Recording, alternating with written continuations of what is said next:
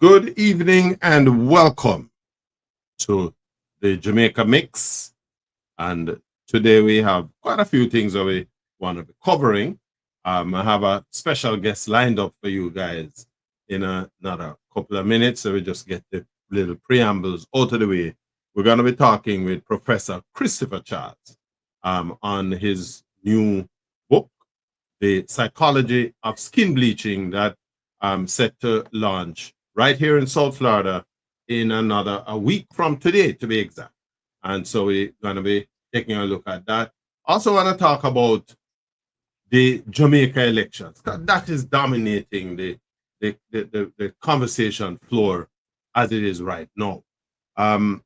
Jamaica's national elections, the two major political parties up against each other, the incumbent Jamaica Labour Party, and of course the challenger, the opposition, People's National Party, led by the Honorable Mark Golding, and of course we know the JLP Prime Minister Andrew Holness is still have the reins, and looks like a very, very tight battle from all indications going down. You know, the JLP are tried drown out everybody with public relations and all kind of social media, but the thing on the ground seem to be suggesting some difference. So it's going to be some interesting times as we go down there. In another 6 weeks as well, it's going to be the World Championships, and we, of course, Jamaica is essentially, in the crosshairs now. There was a time when everybody, threw criticism at Jamaica in terms of our not having won a major international medal since at the men's level since 2016. And so this year, what we are now seeing, the three top times in the sports blue ribbon event, the men's 100 meters, the Jamaicans dominate the listing in terms of that, in terms of the results. Of course, Kishane Thompson, there is Oblique Seville, and more recently, what we saw with Brian Level coming to the party. So, some very interesting times. And of course, we have our young women who are, creating a mark for themselves. But let's kick the ball off with Professor Charles, who is in the wings, and we bring him on screen. Prof, how are you doing? I'm good, thank you. Thanks for having me. Well, listen, you are always, you don't need no holy um introduction or invitation to be on the Jamaica Mix. You are a man who touched every facet of Jamaica and its social existence. And of course, me not about tie up in the middle of the truth. So I don't know where they're agreeing about that. You're very kind, but as an academic, I have expertise in a few areas. There you go. So So I don't know about the social fabric. That's too much, but pieces of I have some expertise. well, Prof, listen. Today we want to spend some time. I have a few questions here. We want to talk about your new book, The Psychology of Skin Bleaching, Motivations, Behavior, and Consequences. Of course, skin bleaching has been an issue, not just in Jamaica, but around the world, particularly with, people with darker pigmentation. And you're the scientist in that, so I'm going to throw that in. And I just want to get the ball rolling with a question. What inspired you to write The Psychology of Skin Bleaching? And why is this topic important in today's society? One is that I'm a psychologist. That's the reason. But when I was studying at the City University of New York, I was doing PhD studies in political science, and I was doing international relations major, public policy minor, and political psychology concentration. And when I did all the political psychology courses, on the American presidency and all kind of things, I needed some social psychology courses or classes rather to take, and I went to the psychology department, and the only class that could fit my schedule was one called Conceptualizing Black Identity, where we look at the psychology of blackness in the United States.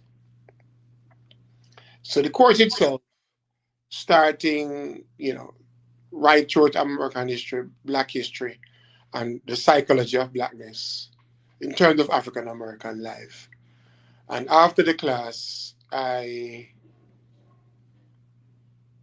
realized that skin bleaching, was prevalent in Jamaica and elsewhere. And the dominant argument was that the people who were bleaching, their skin hated themselves. So I asked the professor who I did the conceptualizing Black identity class with at the Graduate Center, City University of New York, if he could do an independent study with me. So it was just an independent study. So he said yes. Got so I went off rather, told him what I wanted to do. I went off, and it was a class assignment, and I found 18 people in Jamaica, 9 who were bleaching and 9 who were not bleaching. Small, small, small, small, small, small convenience sample. Nothing to write home about. So then I used the Rosenberg self-esteem scale. So those 9 who were bleaching, I gave them the self-esteem scale. And the 9 who were not bleaching, I also gave them self-esteem scale. That's a comparison group. And lo and behold, right, I found that the self-esteem of the skin bleachers as a group did not differ significantly from those who were not bleaching their skin. It was a shocker because before, my professor and I thought that once you're bleaching your skin, you hated yourself. And I operationalized or measured self-hate as low self-esteem. So low self-esteem is a form of self-hate, as we understand it in social psychology. There are other people from other disciplines who disagree with us. But it was a shocker to us that the skin bleachers, some of them had comparable self-esteem to those who were not bleaching. And so that set off the further inquiries into the psychology of skin bleaching. And my finding was unpopular. And I was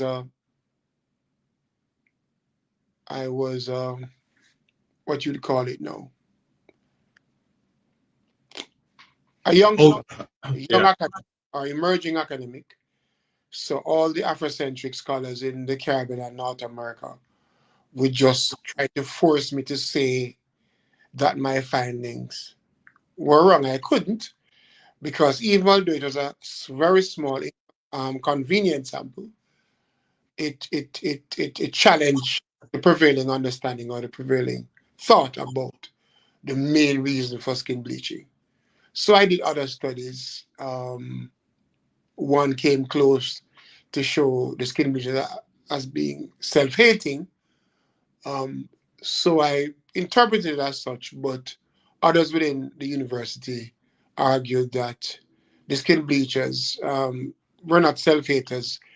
The numbers, as I'm saying it now, was close to being statistically significant, but it did not approach significance. So the two groups were not radically different.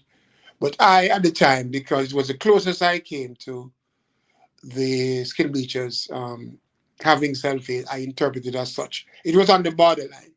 And depending on where you learned your statistics and your approach, one of my advisors in Jamaica said it could be interpreted as such, but the people at the City University of New York said it did not approach significance. But I still published that one as the skin bleachers as self-hating, but I have not been able to replicate that study since, and I have done hundreds where I compared the skin bleaching, the self-esteem of skin bleachers with those of non-bleachers. And the skin bleachers, by and large, usually have a comparable self-esteem score. That was statistically different from the non-bleachers. And so that prompted me and my handlers at the City University of New York in the PhD program in psychology to look at a broader context. So when we say skin bleachers as a group do not suffer from low self-esteem, it doesn't mean that everyone in the group have high self-esteem. You do have a few who would suffer from low self-esteem, but they were insufficient to impact the overall average of the group. So Gotcha. we realized that self-hate was a factor, but it wasn't as important as laypersons were making it out to be. So the question then was where to go. So we decided to look into the culture in terms of institution, in terms of relationships, how people were treated in school, in families, at the workplace, how you are treated in society. And we could also interrogate cultural products like novels, dancehall songs, reggae songs, and so on to look see if skin color issues and or skin bleaching issues were addressed in these cultural products. So I went into a cultural unpacking of Jamaica, and hence the book arose out of that cultural unpacking over the last 25 years.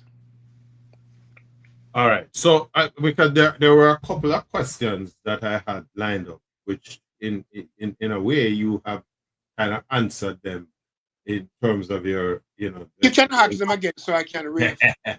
Well, I am going to, because for example, historical, how does historical and colonial legacies contribute to the modern day prevalence of skin bleaching?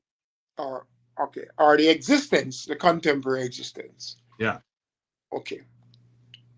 You remember I told you that the dominant argument was self-hate? Right. That Afrocentric argument, right? The genesis of it is that the self-hate that blacks around the world have comes from either colonialism, as in Africa, because they only had colonialism, European, different forms of European colonialism. In the Caribbean, in the English-speaking Caribbean, the British. So our self-hate would come from slavery.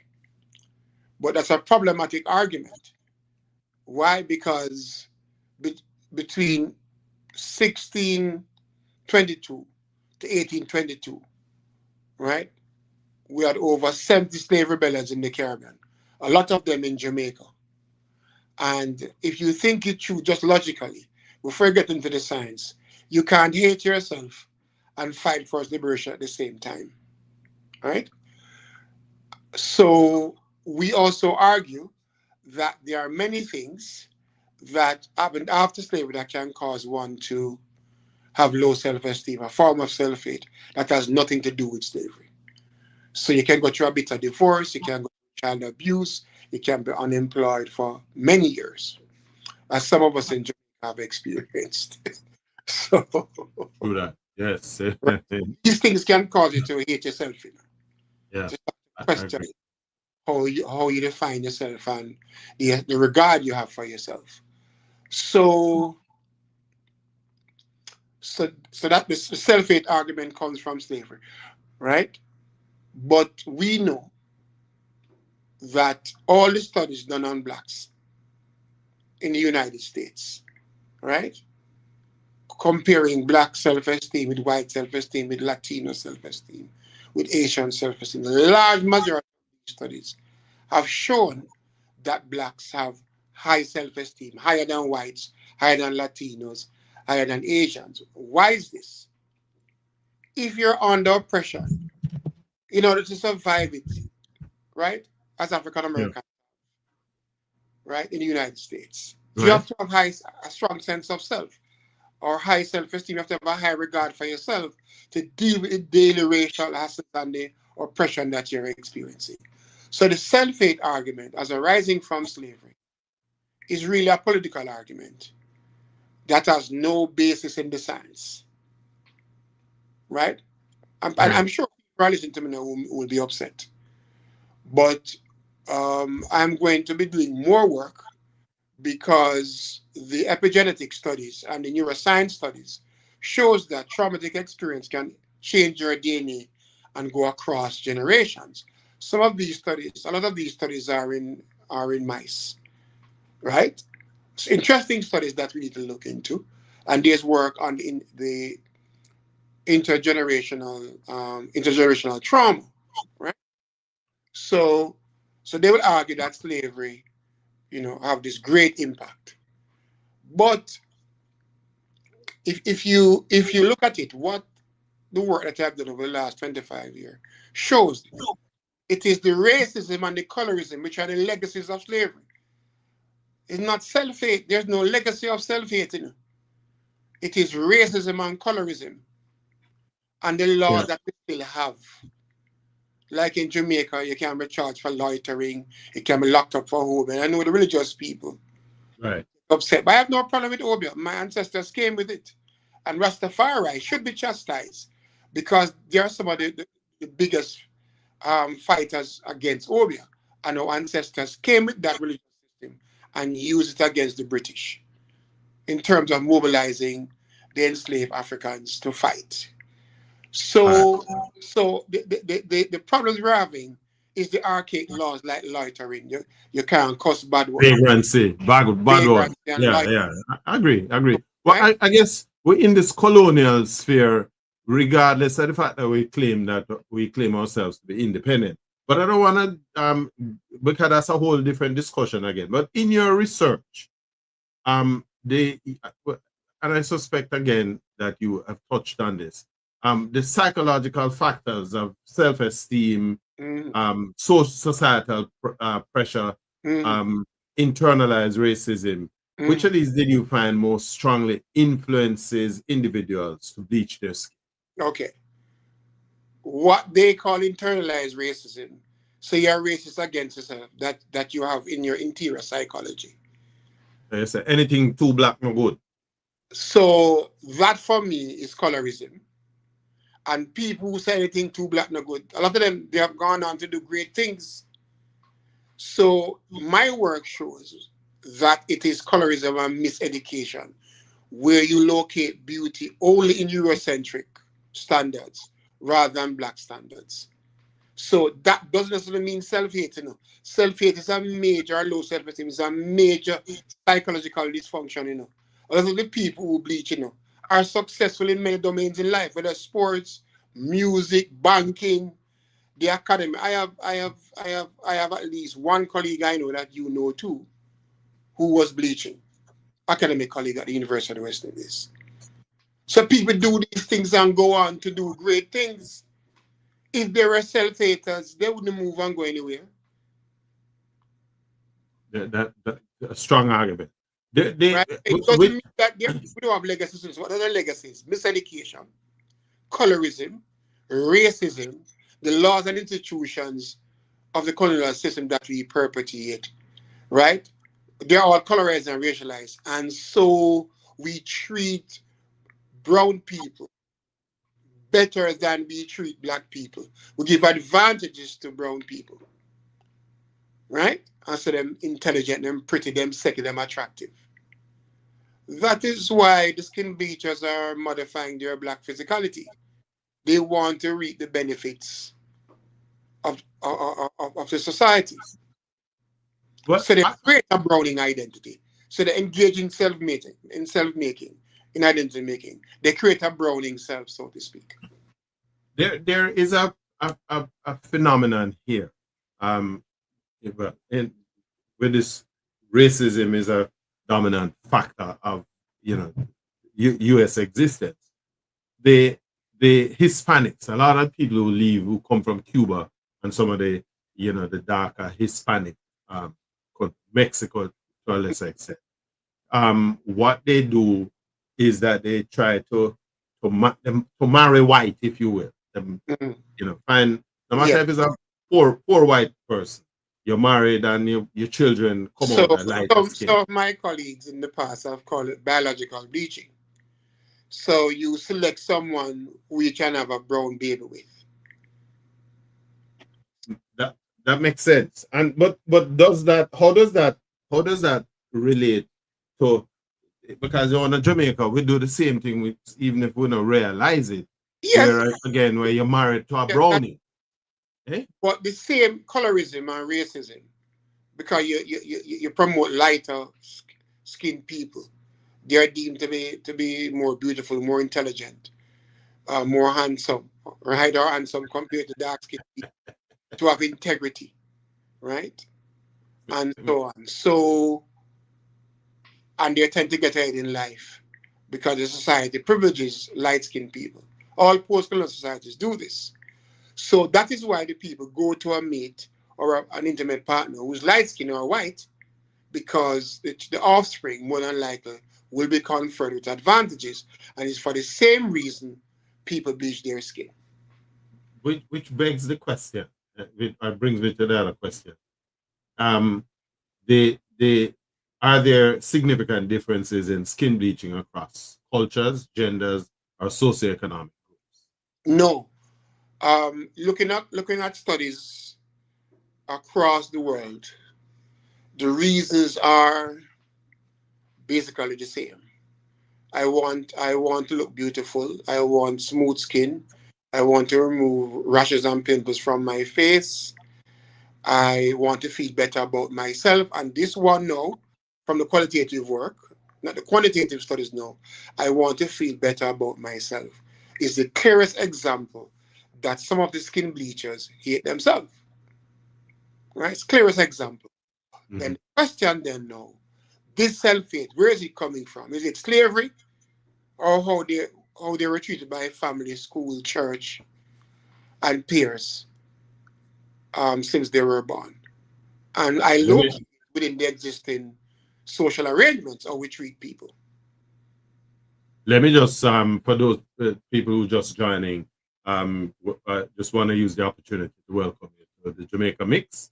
We are we're talking today with Professor Christopher Charles, author of the new book, The Psychology of Skin Bleaching: Motivations, Behavior, and Consequences.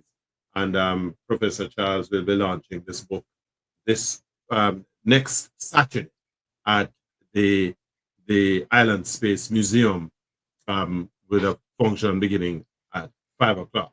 No, Prof, just wanna touch back. Another question that jumps out. How does media, advertising, and celebrity culture perpetuate the desire for lighter skin? All right. So let me use. I'm going to give an anecdote, a personal example. I'm always told not to use myself, but I'll violate all the rules from my professors and friends. So from I was a child, I've considered myself an African. Right. From I was in primary school, and I was very upset with God because I was born too late, so I couldn't fight with the Africans, the enslaved Africans, the captive Africans against the British, and so on. So every Heroes Weekend me vex as a child. So I was very radical as a child. However, by the time I was becoming like 12, 13, my ideal, are you there? Yeah, man. By the time I was approaching 11, 12, 13, my ideal girlfriend was a brown skinned girl with tall hair. Right? So no one said to me, Christopher, that brown skinned girl is sexy. You should go for her. However, the ads on the television, all brown skin people. When they are females, all brown skin, tall hair. They didn't look like the majority of Jamaicans. Right? And then when we were growing up, you had the billboards. Also, as a child, I was seeing how brown people were treated in the society vis-a-vis black people. Then you and your friends earlier in childhood have a childhood quarrel, and them tell you, look how you're black like, right? So Yeah, man. You're so black like you it's a were spear. cursed for being blacker than they were. And then you hear adults say in different situations, anything too black no good. So No where good. these subtle social cues and images bombarding me and other children of my generation, right? So even though I saw myself as black and African and identify with Africans, by the time I was pushing into becoming a teen, my ideal girl was a brown skinned girl, right?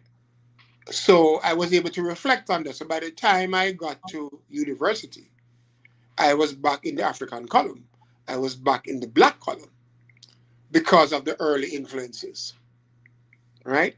So I gave that example to say to you that the media, then and now, including social media, Perpetuated. perpetuate colorism, right? Which is the ideology that says, or that privileges rather, brown skinned people over their dark skinned counterparts.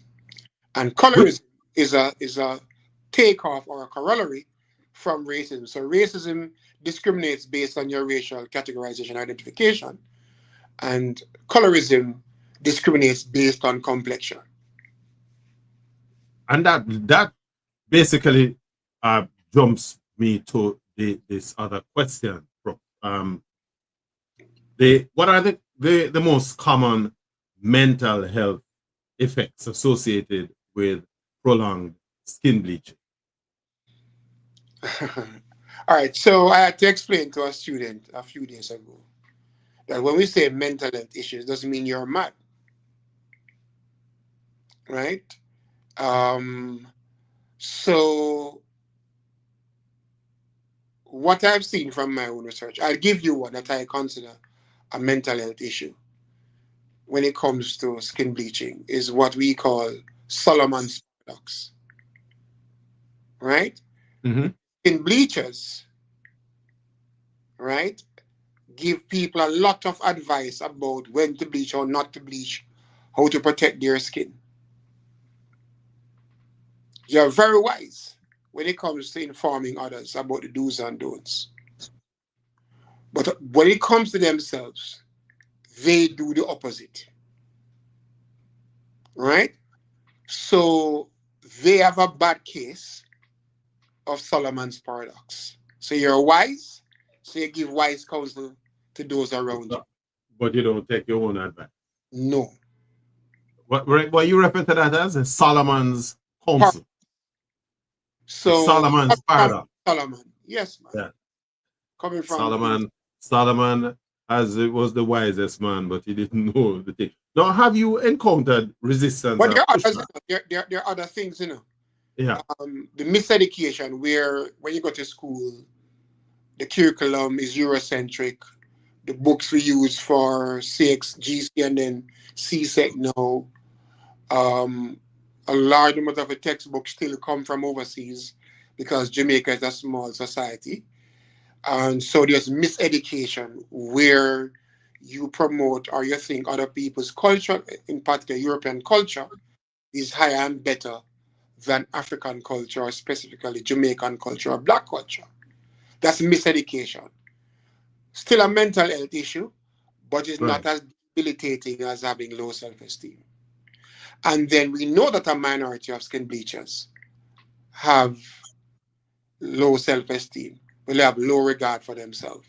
So that drives skin bleaching. The only difference between my research, as I have found, and the Afrocentric scholars is that they argue that the self-hate comes from slavery. And I'm saying no. It is really racism and colorism, miseducation, and the laws that we still have in post-colonial societies that drive the practice rather than a self-hate coming from over 180 odd years ago. Which which again raises this other question, Prof. Have you encountered resistance or pushback when discussing the psychological roots of skin bleaching, particularly from industries that profit from these products, whether at home in Well, Jamaica or elsewhere? I can start at work. I mean, the same book published by Routledge, and they grabbed it immediately, and they asked me to send a picture, a passport size picture, expand my blurb about the book, expand my bio about the book, because they were going to a publisher's fair and they wanted to highlight it. This very book was rubbish by two colleagues at the university. When it was reviewed to be published by the University of West Indies Press, one said that it should be rewritten, it has to be rewritten, and the other said it was just nonsense. Right? So you have that kind of pushback where this kind of work is not taken seriously or is blocked for a range of reasons. Then the pushback really is also from more senior scholars. I'm a full professor now, so I'm deemed to be senior, but I still have the people who are professors, full professors before me, and those who taught me as my seniors. Some of them, those who don't know me, would argue that all skin bleachers hate themselves and refuse to look at the myriad reasons why they would hate themselves, why they bleach it. And self-hate will be one reason for a minority, but there are large, but the majority will be influenced by a range of other reasons, right? So let's have the pushback. The other thing now is the pushback from those who sell the products. The commercial entities, yes. Yes. So you can get it from you can get it from variety stores in the United States. You can get it at you can get it at Park Mart in New York. You can get it at Publix in Florida. You can get it at Georgia. And a lot of these are not prescription driven stuff. No, they're over the counter items. Cosmetics, but they lighten your complexion. They're also in Africa as well. You can find them at Accra Central Market in Ghana. So very successful marketing when it comes to because they make a lot of money from it, from selling the products. Yeah. But I remember too, if you think back in terms of the music, one of our DJs that have a big song when talk about if you use Nadinol or basically I give up advertising. Them are bleach. Yeah, them are bleach out them skin and whatever. But we could go on with this whole afternoon.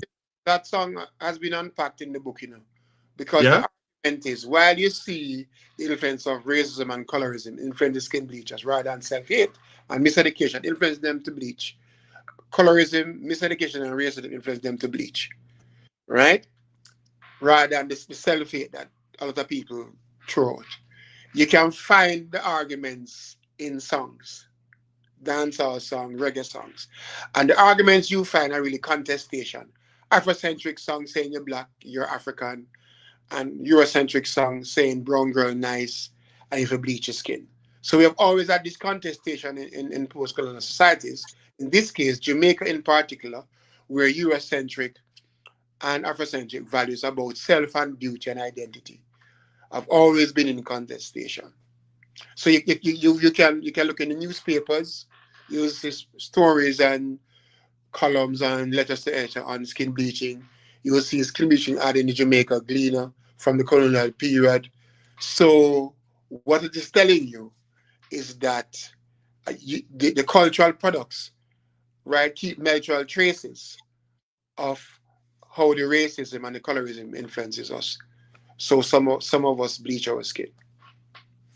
Well, let me just for a reminder for the people who just joining, and again, man, I welcome you to another edition of the Jamaica Mix, and we have in studio this evening Professor Christopher Charles talking about his new book set for launch at the Island Space Museum next Saturday afternoon, 5 o'clock, and this is the psychology of skin bleaching, motivations, behavior, and consequences.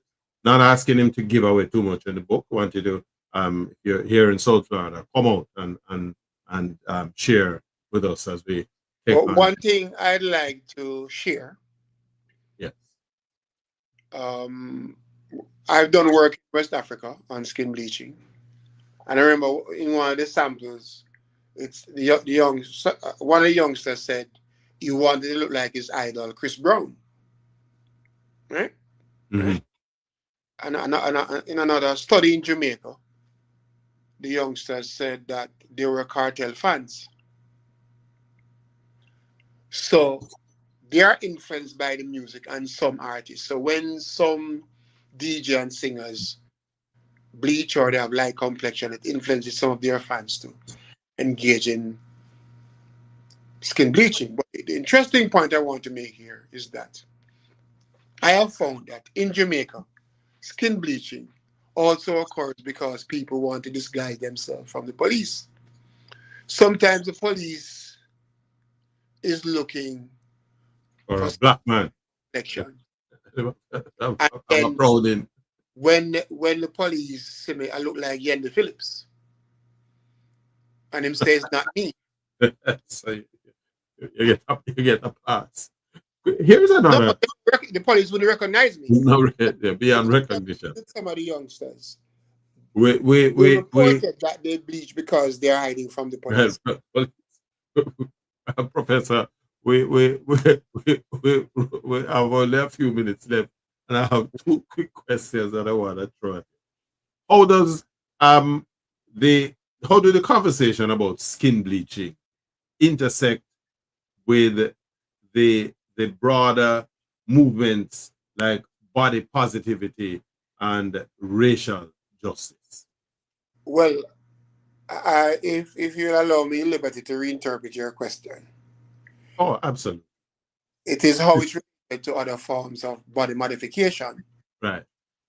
Liposuction,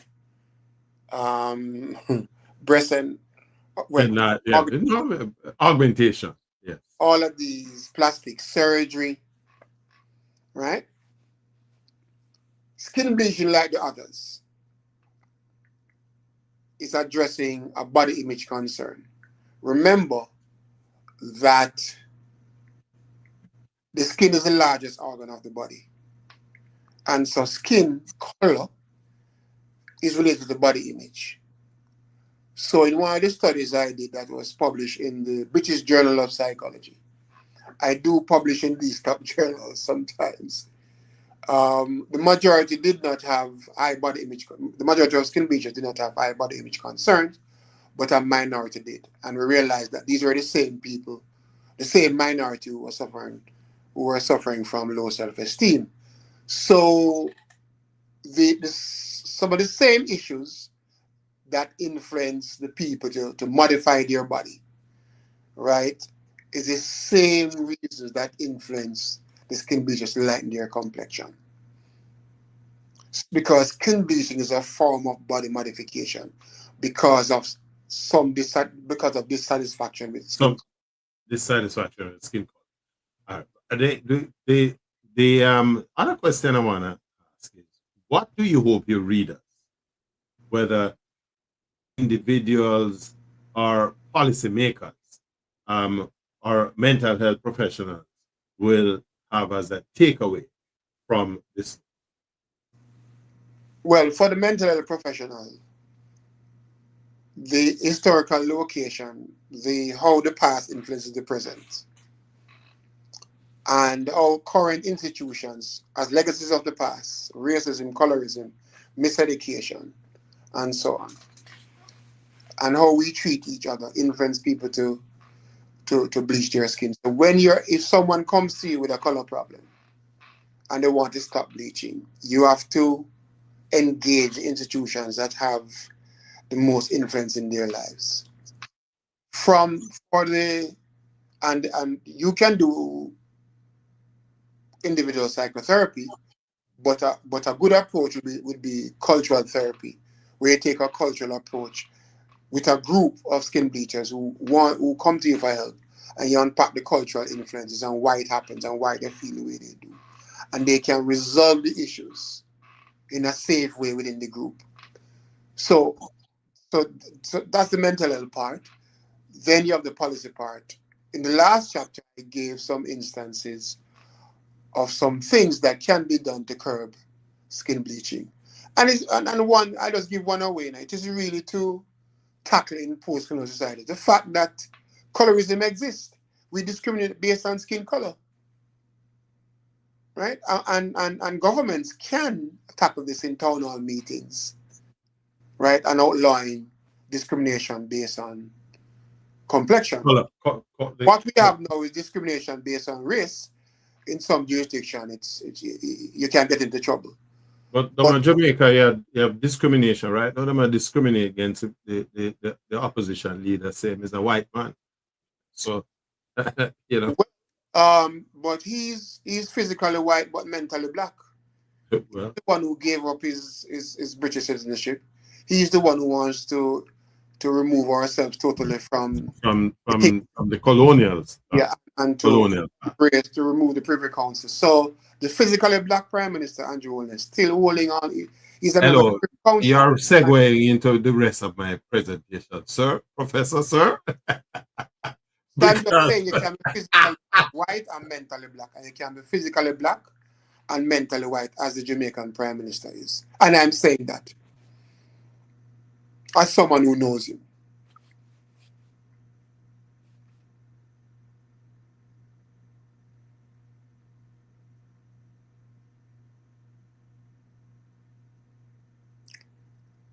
Are you there, Mr. Blackford?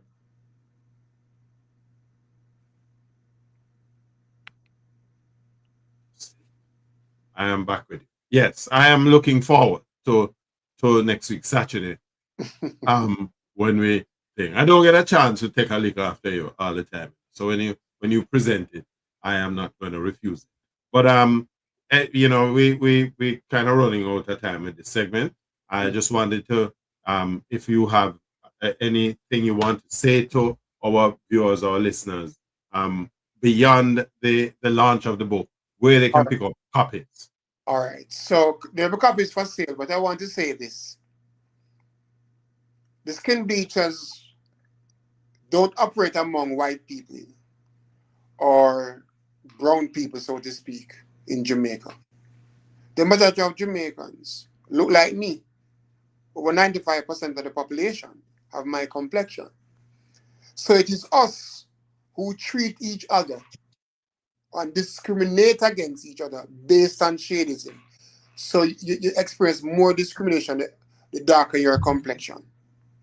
And we provide social benefits to people with lighter complexion. So we are the primary reasons why some of our country people, men and women, are bleaching.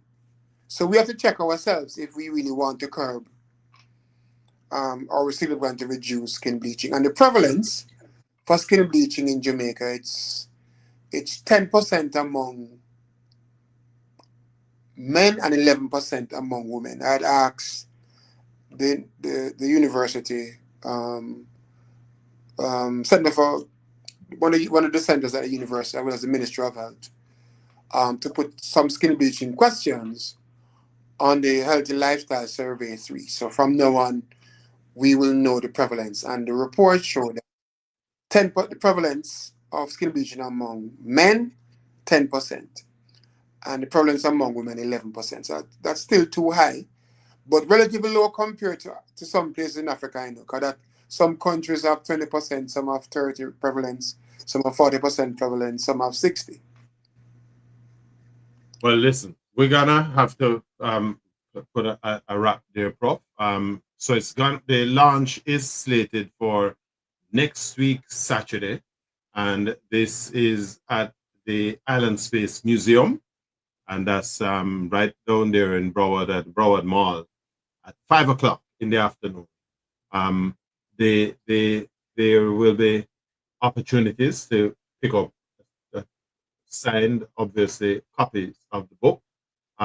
Beyond that, though, what's the distribution looking like? You can get it from Amazon, and I'll have copies, and always have copies going forward.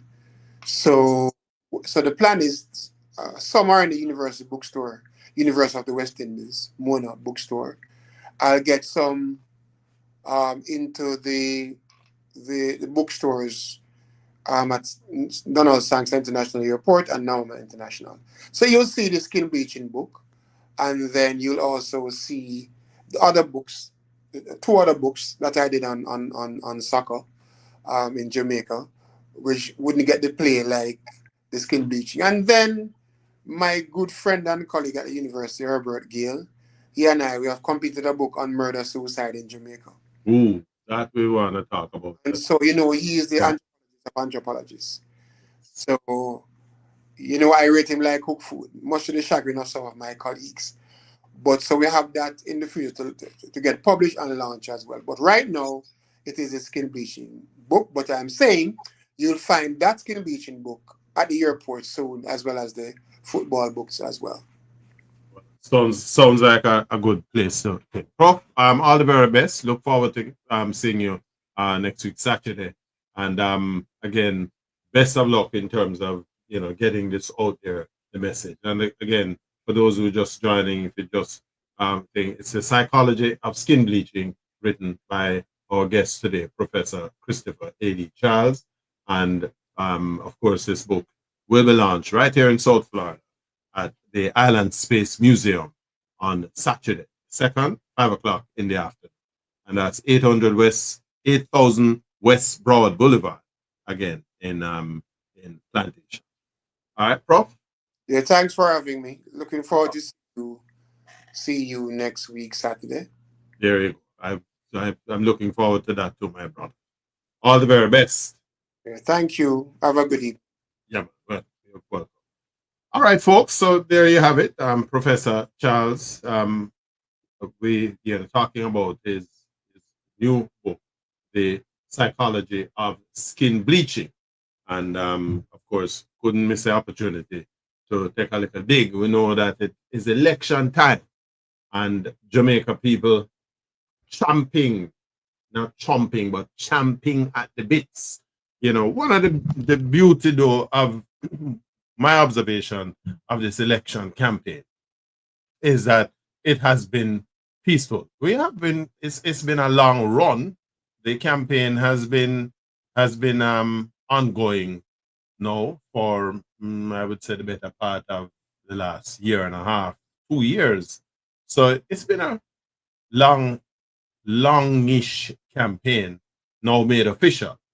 We just now need for the necessaries to be done that will bring the whole thing into context, meaning the proroguing of parliament and the setting of the dates. And so we want to have some discussions on what just where we are in respect of this upcoming general election. So again, the primary protagonist, if to borrow a $10 word, the Jamaica Labour Party, led by the Prime Minister, Honorable Andrew Michael Holness, and the opposition party of Jamaica, the led by the Honorable Mark Golding. Now, Mark Golding has come in for a lot of criticism. Some of it, a lot of it, unnecessarily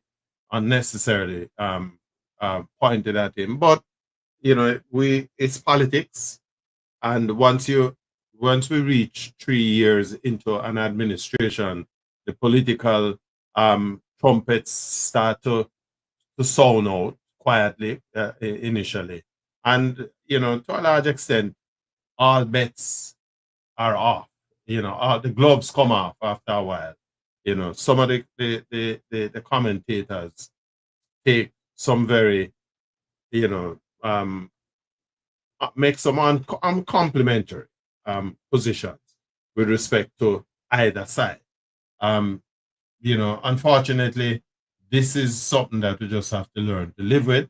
But the beauty of all of this is that over the years, we have seen where these contests have become less and less um, aggressive. The aggression that we were accustomed to in the early years, the 1970s and the 1980s, that has largely disappeared. And so, in fact, there was a video recently where a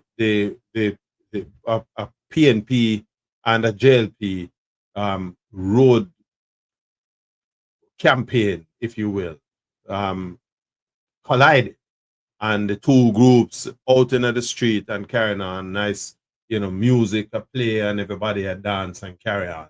And so, this sea of green and orange and thing, and no incident. I am not aware that there has been any reported incidents of violence, if you will, and it sends a nice positive signal that we have grown out of that.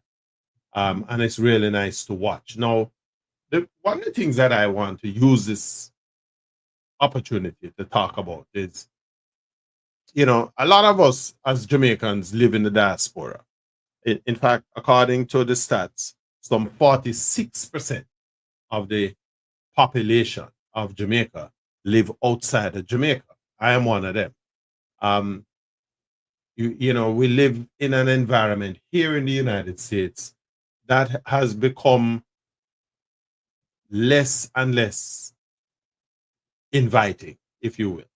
And so a lot of Jamaicans are looking for the opportunities to go back home, particularly a lot of people who, like myself, who, you hear legitimately, but the environment doesn't seem to be as inviting as before. And so it is against this background that these elections are going to become very, very intriguing for Jamaicans in the diaspora and Jamaicans at home as well. Both political sides are, to a large extent, pursuing the same liberal democratic model, or economic model, which is built around a free market system. So there is no significant difference in terms of the ideologies of either party. And we want to dive into that. Just want to use the opportunity to speak about a little personal writing project here of mine. And if you haven't yet done so, I'm inviting you to grab a copy of my latest book, Unbroken Sheila 2.0. And of course, this is a sequel to what would have been my first novel, Sheila, the Girl from the Lane, both of which are available on my website at yardmedia.com, and they're also available on amazon.com. We will talk about that a little more, but to come back to the whole question of the election. So I listened to a tape somebody sent me of Mark Golding addressing a public meeting in, I think it was in Brownstown, would have been overnight. Yes, the 25th. That was yesterday.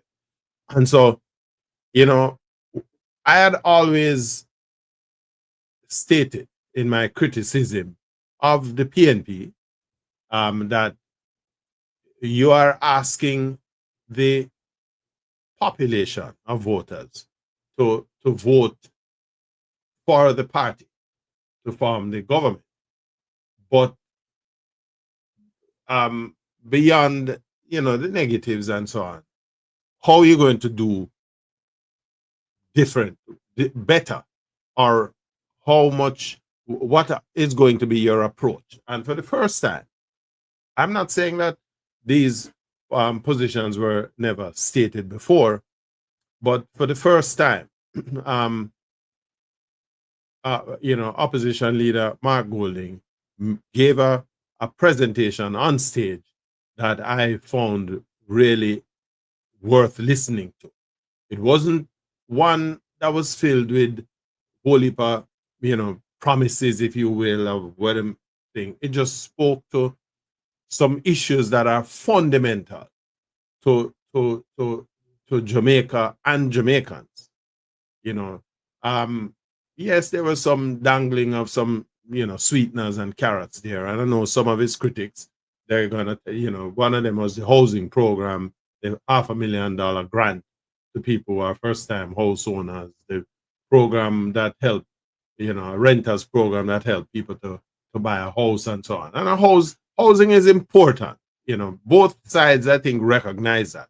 The current prime minister has been on a gander giving away houses to all and to his supporters, if you will, because that's what politics is all about. Benefits politics is what Jamaica has been built around, and so Mr. Holness has been practicing that over the last couple of years. But it's important that people understand that a house is not just owning a house is not just owning a piece of space for shelter purposes only, because a house is essentially going to be the most significant capital investment you will make in your life, and having ownership of that kind of property, that kind of asset base, is a nice way to set the future generations off on a positive footing, because it's wealth, it's an asset that you can transfer, and the value of that asset is significant enough that it can give the next generation of the beneficiaries family a massive start, that if you were never in that position, you would never be able to appreciate. A house is a major asset. It's the once the property accumulate equity. Equity is the amount that you own, the paid up portion of the mortgage, plus any appreciation value that the property realizes in over time. That is equity that is transferable, and is an excellent seed for building wealth on. And so people who are homeowners, or either side, I mean, let's call it what it is. Benefits politics is the way how the Western economies, certainly that I'm aware of, go about securing people's participation in the process to make sure that the people who support them stay with you. And so owning a house becomes a major thing. What I would love to see us get away from is this tying of home ownership to as a benefit, a handout, if you will, that somebody gave a house, as opposed to providing you with the opportunities to live and work within the geographical jurisdiction that is Jamaica, that you can afford, right, to find the down payment, right, and you can enjoy having a job, a source of employment that is able to effectively allow you to effectively own that house, paying the mortgage, keep the upkeep going, and at the same time take care of your family. Significant. I think it is an interesting point of takeoff point for us as Jamaicans, that at least our political class is able to appreciate the value that this has to those who are participating in the election process. And so, yesterday evening, just listening to Golding, we know what the Jamaica Labour Party has been doing, because they are the government. One of the things that people need to appreciate is that opposition party can't get anything done. No matter way, no matter what kind of idiot tell you any kind of opposition party is just that. They're part of the legislative um pillars of the country, but they don't have the resources at their disposal that the government have. And so the choice in an election year essentially comes down to the question of what it has the government done over the period that they have been there, and how have you, the individual voter, the potential voter, how has your life been uplifted by the efforts of those who are asking you to return them to the seat of government for another 5 years? Those are the fundamental questions. And then beyond that, the ones who are asking you to unseat those who are there and put them in, what is their vision that they are presenting to you that you are willing to support it enough to get rid of who is there already and put them in? For the first time, I thought the opposition made a good case. It wasn't no vitriol. It was a frank, honest reasoning that say, here is where we are. And I would encourage you, go on YouTube and pull up the tape. We can't play it here because it's a good 15 minutes worth of presentation, and we don't have the time to do that. But I think I'm saying to people, get into the habit of demanding more from those who are putting themselves up to represent you and to lead, because that's what we need. We need to create the kind of foundation on which all of us can be proud. What kind of political leadership do you want? Are you looking for flash and razzmatazz, or are you looking for seriously grounded foundations? And then there are issues that becomes significant: issues of integrity, issues of accountability. The whole question of transparency, because it's one thing to be saying, oh, well, we're doing this and we're doing that, but if there is no transparency, how do we do we provide the support for the institutions that are there to maintain that transparency? We want to measure one versus the other, because at the end of the day, these things are just as important as making sure that we have health care and we have proper national security apparatus that guarantees the safety of the population. We have education. Those things are just as important. The issue of transparency, the issues of integrity, the issues of being respectful to the people with whom you serve. That you're not you are not there to lord it over the voting population, but to provide the platform upon which the average Jamaican can better themselves, to create the kind of social and economic environment that Jamaicans will want to live in, because it allows them to live well, to prosper, to raise them family in a secure way. And so these are the issues to look at. Of course, there has been the issue about the bus thing.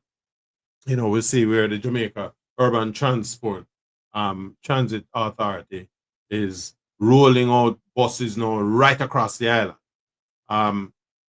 Me personally believe that public transportation doesn't have to be profitable once the state is providing it, because the purpose of providing public transportation is so that your workforce, your population is able to move, to go to work where they can contribute to the coffers. So even if the bus service now make the money, I say where Desmond McKenzie jump up and claim that the bus service, the JUTC made a profit of some 10 or 20 billion dollars, must have been last year. I don't know where him get that from. I think he must have been seen that in a rum glass or something, because not no go so. And it's not important that the bus service make money. It's important that the bus service is reliable, that any losses it incurs has to be looked at against the background as the cost of moving the population. That's what public transportation is all about. There is hardly anywhere in the world where the country offers public transportation to its population that public transportation entity makes money. So that notion about the bus service have to be profitable is a bullcrap argument. What we need is to make sure that the thing are run, that the bus service for those who have the opportunity to work there, that they are doing a damn good job justifying them pay, and that the country pay them well, that them mash up the buses and so on. And then we need to build a whole public relations program around the bus service so people recognize that you have to take care of the service, because this is what moves people around the place. That a sizable proportion of your population depend on the public transportation. Do we extend this to have bus service, long haul bus service that run from Kingston to Montego Bay or to wherever else, across parishes? I suspect that the people who run in those entities must have done their research. If you ever run those must make money. It can't be a free for all. But at least it provides because there's a Knutsford club thing that does that kind of long haul transportation.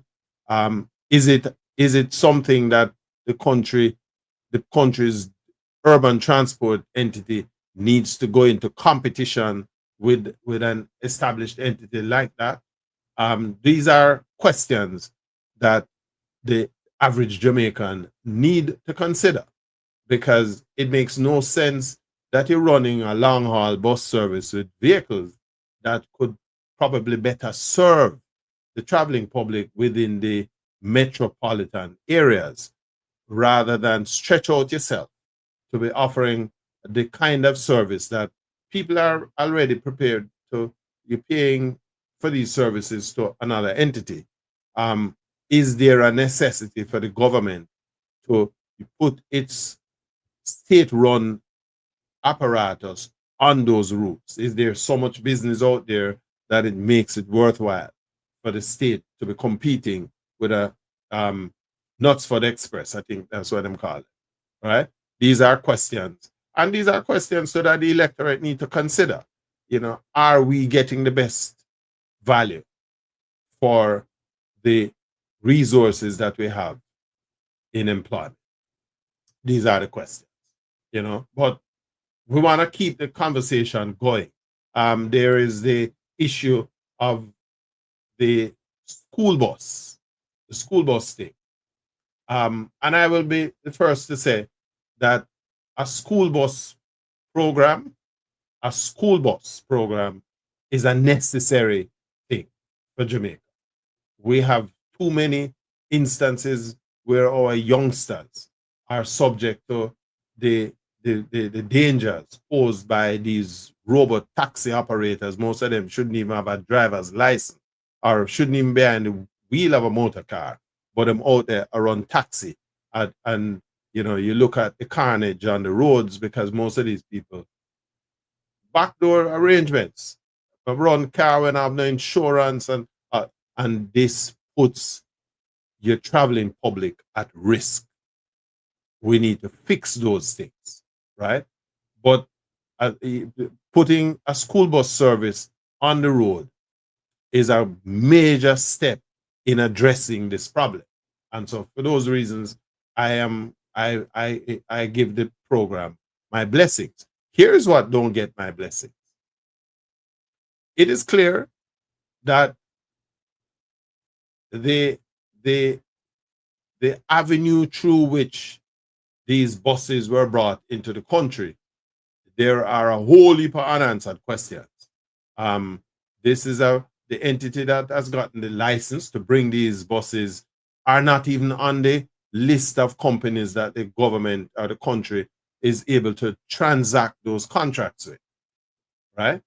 And right away that opens the door again to corruption.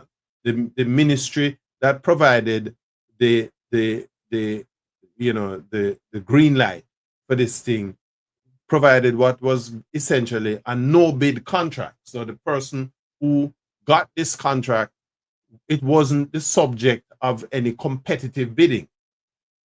These are issues that the public need to be aware of, because this is how we funnel money into the pockets of people at the expense of the taxpayers, right? Where we're making people, turning people into millionaires, enrich them, right? At the expense of the average taxpayer. And that not right. Me no business who thing, I'm nothing to do with whether I'm a labor right or I'm a PNP. Me is a Jamaican, right? I may believe that these are the issues that we need to address, right? You can't have people come America, come buy some 18-year-old bus that the public school systems here in America have condemned these buses. Them dash them in, them don't even repair them, right? And you bring them come to Jamaica under the guise that you're going to charge the country $80,000 for a bus, so you pay $2,000 for because you buy a shell, right? And then you turn on and tell the country that you're going to charge them how much thousands of dollars a year for maintenance, right? You have a maintenance package which carry the bus thing to some, the money we will spend, and ultimately I spend on them all bus there. We could have go over Toyota and buy a good 50 bus, brand new buses, where Toyota would have to service the bus them based on the arrangements where them have. And we accomplish the same thing with assets that are brand new, are much newer. These are some issues that people don't want to have these conversations because we take political sides. It's about why if you argue against this thing, you are supporting the one side, or if you support the thing, we can't. And so it go. We have to look on the numbers. The sum's not right.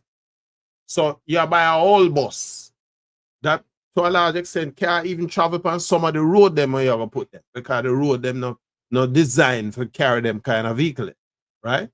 And plus them must say a 15-year-old will drive on a flat road in America.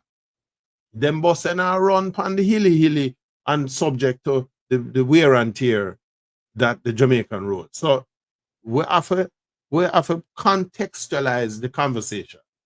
Is this while the school bus program in and of itself is a good program, the way we have gone about it leaves everything to be desired. The whole operation of it lacked transparency. We can, one of the things with living in a first world country and having access to things like the internet and so on, is that you can research these things. You can look at the prices. You can also look at the invoices that these people are presenting for some of these buses when them land in Jamaica. And we know how much them pay for them up here. Because enough of them, but none of them buses cost 10,000 US dollars. Because them all, you go and you bid for them at these auctions. Most of them dump them already. Them carry them at landfill. People go there, go a landfill, go draw them, wash them off and paint them over and send them come to Jamaica. Right? We need to know. These are the things. So, as we draw closer to the trumpet sounding in respect of elections, these are the issues that are on the table, right? I think the PNP went after this bus thing in the wrong way, the school bus thing, because you can't oppose the school bus thing. It is foolish to do that.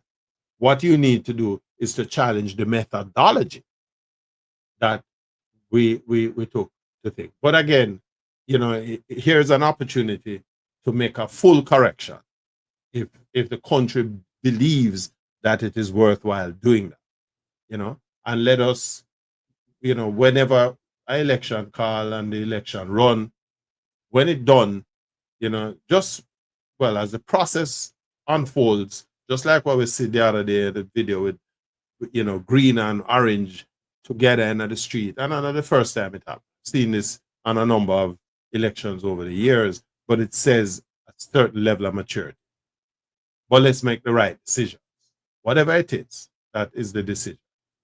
You guys out there in Jamaica, a phony election, go out and go vote. Don't sit down in your yard and talk about it. Go out and vote. It's important. You have an electoral list of almost 2 million people, and it's not a good look when only a third of the people turn out to vote.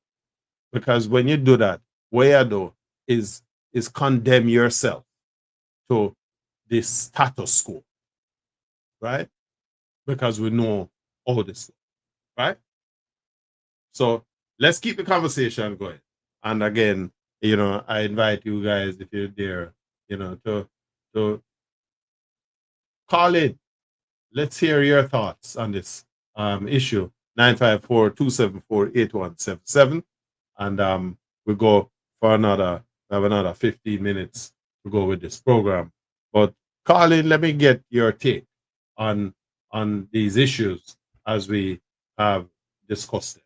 We're gonna move the conversation over to the track and field side. But again, let me just use the opportunity to talk about my new book, Unbroken, Sheila 2.0. And if you're just joining us, this is the Jamaica Mix. We do this every Wednesday and Saturday. And we are looking at some current issues as we go along.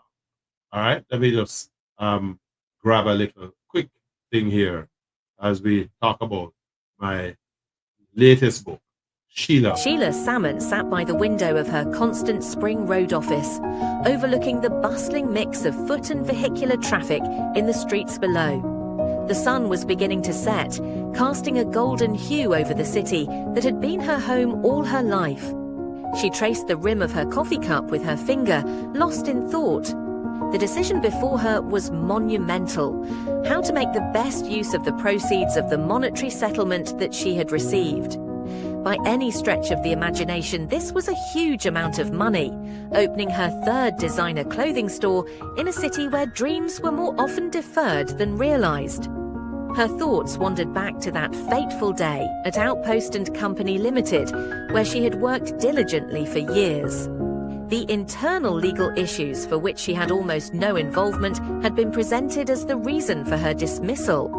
Her attorneys were able to put the pieces together and determined the real reason the company had found itself out on a slender limb and needed a scapegoat. And while the just 7.6 million settlement she had received after legal expenses was substantial, it had come at a high emotional cost.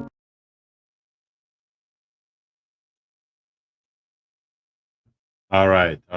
So that just a quick little blurb there on my latest, the Unbroken, Sheila 2.0.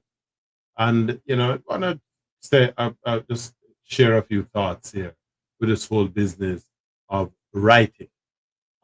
Living here in the United States of America, and this is, the circumstances of the last election have made some significant shifts in the thinking. If you're a person grounded, you want to start to take a look at your own, where you are, your stature, your status as well.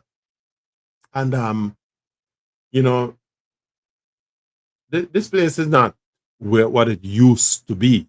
the place I came to, granted in 2008 when I came here to the United States, was in the throes of a recession. Rough time. It looked like that thing has kind of followed me on a personal note, over the years, because when you figure, you're getting somewhere, and in a matter of thing, and they turn back the clock. But this is the space that we find ourselves in America. And so I, though, have made it has been my decision to highlight the culture of Jamaica, the ethos of who we are. And one way to do that is to tell our stories. And so I write. I have a couple of books that I've published. This is one called Top Rankings, the other Unbroken, and of course there is Sheila, the girl from the lane, and I have a whole heap of other stories that they're there in various stages of completion, but they are stories about who we are as Jamaicans, stories of us.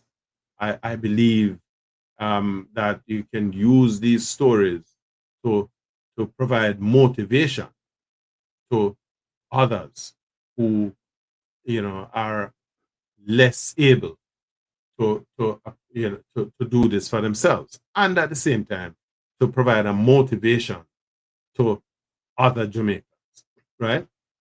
I genuinely believe that the Jamaican culture is one of the most influential. In fact, Jamaica ranks among the top 10 most influential countries culturally in the world.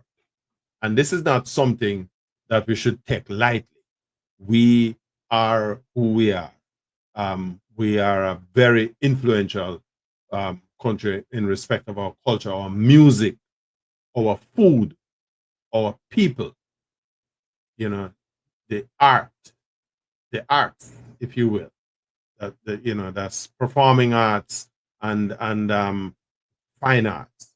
Our artisans and craftsmen have demonstrated that ability over the years. And so we need to channel that as our positive. That is why 4+ million people a year travel to Jamaica, because they want to sample the culture. And I believe that our policymakers must pay more attention to raising the exposure of the Jamaican culture. We have to be more committed in terms of how we drive that. We talk about Jamaican music, but there's no place in Jamaica where you can go on an afternoon that you could go listen to some live music. How you regard music as such an integral part of who you are. The same thing is with our own Jamaican stories. We don't encourage each other to write our stories. And so that's what I'm doing here, is to tell Jamaican stories. The Sheila story and Sheila 2.0, one and the same character. Sheila is the character early in the piece where she is leaving school and, as a result of some decisions that she made, fall on some very, very hard times. And, this book shows the progression that she made, how she built herself up. She sent herself back to school. Granted, she had 2 kids. As a single mother, she did everything by the book to raise herself up. And nice little story interspersed with all, the socio-political events of the period. This is a book based in the 1970s and the 1980s. And so Sheila 2.0 looks at what next. So after building this character, strong female character, Sheila 2.0 is a celebration of this young lady's ability. She has now raised her kids to become, young adults who making a meaningful contribution, within the household and in the Jamaican space.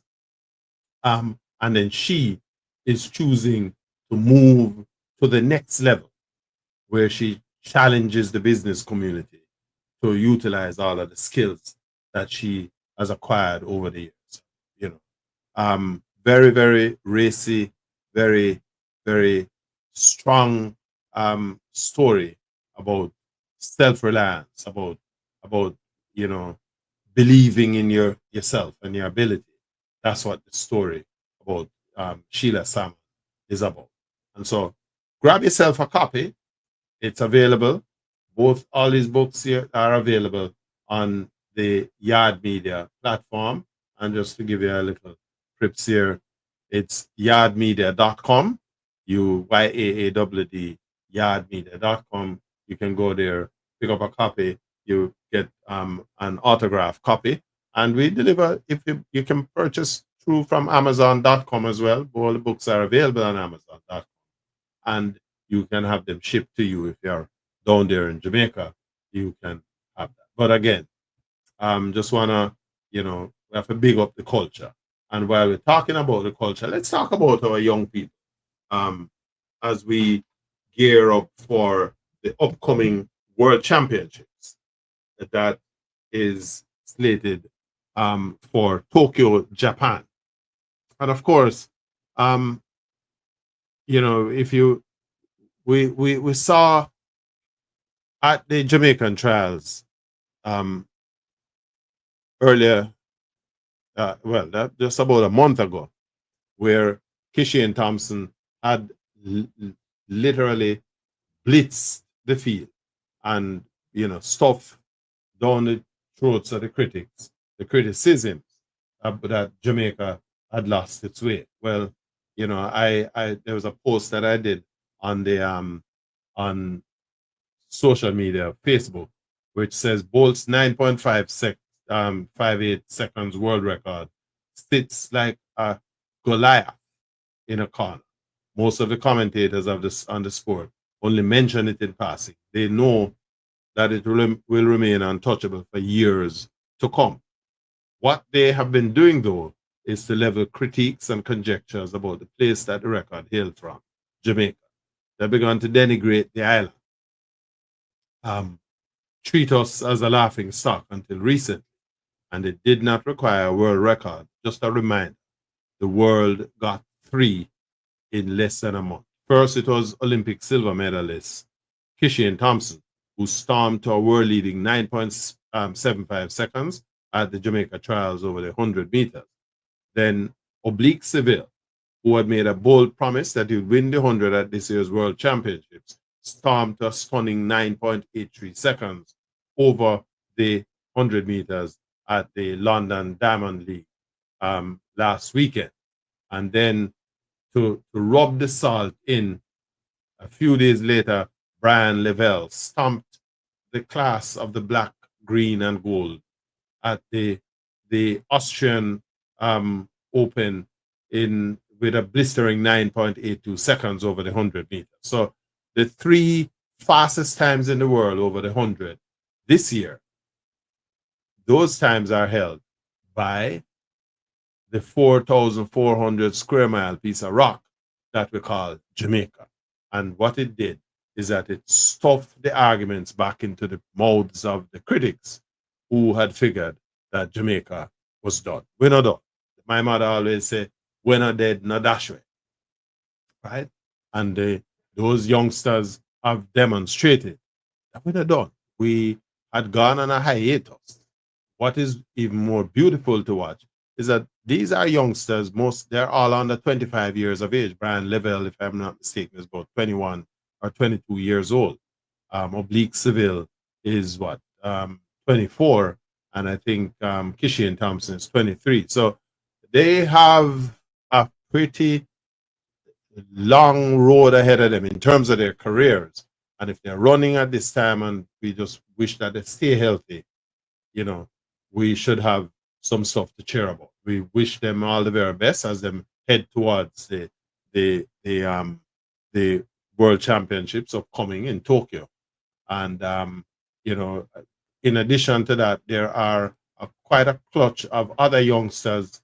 There is what's his name, Blake, the other Blake, who is running some good times, 9.93 if I remember correctly. And we have quite we have at least 5 Jamaicans who are running on a 10 seconds over the 100 right.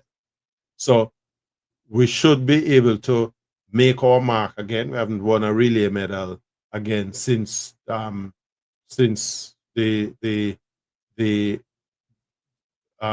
Rio Olympics in 2016, and so we should, you know, we're listening out now for the national anthem at some of these meets in the coming period. So, you know, want to big up our young people, our youth, because it is in the hands of our youth that the future lies. And wanna just, you know, put in a word, stay humble. I say a couple of Jamaicans who have decided to represent other countries, Turkey, to think. The reality is that track and field can be a very unforgiving profession for those who choose it. You just need one injury and you're gone a bush. And so if these youngsters feel that that's the way they have to go make a decent living, I don't have a problem with that. They have no criticism, because remember, we're producing a lot of these athletes over the period. And there's a saying, again, my old lady always said that, God rest her soul, man have dead for make man live. So, you know, essentially what she says, people have to make space for other people. And so when one Jamaican step out and decide, say, them are go, you know, take on something else, what you have is somebody else is going to come in and fill the slack. And there is nothing wrong with that. We just need to, you know, to recognize that this is all the things set. We want to encourage our young people to, you know, just to drive towards the glory, because, you know, if you put in the work, the results will come. The future of this country is in the hands of our young people, you know, and there are some developments going on in Jamaica, a lot, some of which I'm not particularly in support of. There's the issue of the police who that have basically taken the lives of nearly 200 Jamaicans year to date. We can argue that some of these people are violence producers, because we see how it has impacted the reduction in murders in Jamaica. And that's a good thing. But the question we have to ask ourselves is that the best way to go about dealing with this thing? Because listen, we have a small population. I don't believe that our youngsters are irredeemable. It's a challenge to get them to you know, to follow good order and development. Yes, we want to get rid of the criminal thing. Police, though, you know, I was talking to a friend of mine who is a big shot. I mean, at the government too, and him say he was a policeman, he was a senior superintendent, and him talk about an instance where, you know, the police buck up some youth where them know say them youth are shatter, and them say to him, "Soup, turn your back there, because we know why I say this," and him have to come down strong for them and not shoot nobody today, you know, because them youth here. And one of the particular youth, them him say, ultimately this youth, him take him on them wing, and the youth went back to school, go to university, and is now a medical doctor. Right? This is a man who, if him did follow them would have shoot him. Now, you know, we're not pointing a finger, but we have to remember that our young people, what they need more than anything else is guidance, you know. And so we can't waste lives. We have a situation where Jamaican population has been declining at a rapid rate. We had a birth rate of some 30 live births per 100,000 population up to the middle of the 1970s. Today, that is down to under 10, right? So what we have in Jamaica is a population of old people like myself. You know, a significant percentage of the Jamaican population is over 50 and 60 years old, right? So we have to preserve life. We have to get back to, you know, providing examples, livable examples of good order, discipline, because that's what is important, you know. So our young people is our best hope. And these youngsters who do in track and field, you bring glory to the country by virtue of your output. And we just want to celebrate, right? Again, it has, you know, we covered a fair amount of ground this evening. Professor Charles with his book, The Psychology of Skin Bleaching, which is going to be launched on the 2nd of August. And then, of course, we spoke about, you know, length about the political situation. Of course, election is upon us, and of course, the two protagonists, Mr. Golden and Mr. Holness. You know, thank God the whole process has stayed clean and above board, and we appreciate that. You know, may the best side win. We just encourage every Jamaican who have a vote, go out and go vote. Don't sit down by it and you know make no difference. You need to participate in the process. And again, just want to use the opportunity to encourage you. Check out my new book, Unbroken Sheila 2.0. Of course, this was launched a couple of weeks ago. Let me just give you another little snippet from the book.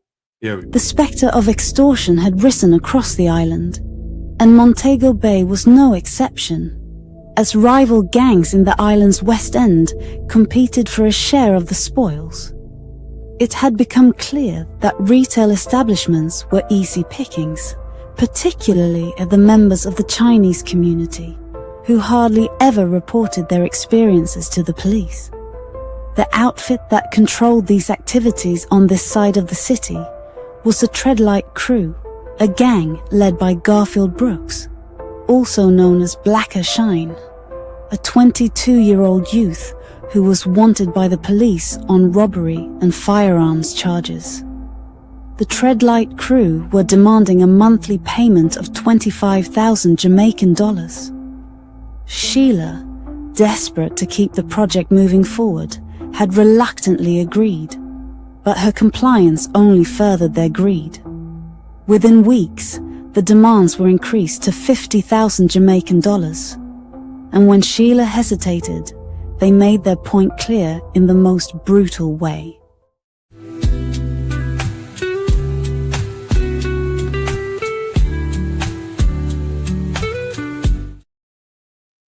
All right, so you know, just to as we wrap up, again, encouraging you to pick up a copy of books. These are available on yardmedia.com.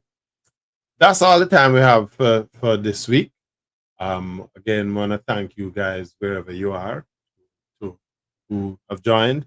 If you enjoyed the presentation, if you're on YouTube, encourage you to share the broadcast with your friends. And if you have not yet done so, subscribe to the channel so that we can continue this kind of discourse. We invite you at the same time so you can phone in from time to time once we have these programs. Again, just want to wish you and yours, wherever you are, a wonderful rest of the weekend. Thank you for staying with us, and we look forward to having you with us again over next weekend. Have a good